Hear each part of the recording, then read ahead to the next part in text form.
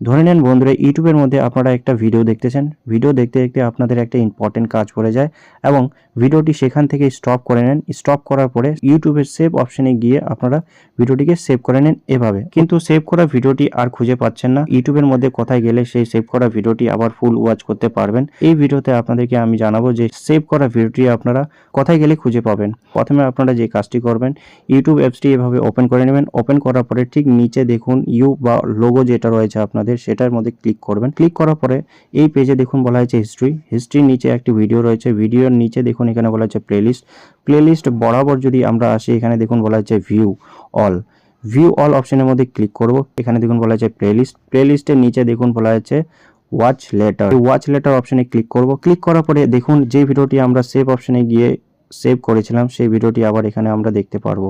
তো এভাবে বন্ধুরা ওয়াচ লেটার অপশনে গিয়ে আপনাদের সেভ করা ইউটিউব ভিডিওটি আবার দেখতে পারবেন। তো বন্ধুরা ভিডিওটি এতটুকুই। যদি ভিডিওটি একটু হলে ইনফরমেটিভ হয় তাহলে ভিডিওতে একটি লাইক করবেন, ভিডিওটি বন্ধুদের মধ্যে পারলে শেয়ার করুন এবং আমার চ্যানেলটিকে সাবস্ক্রাইব করুন।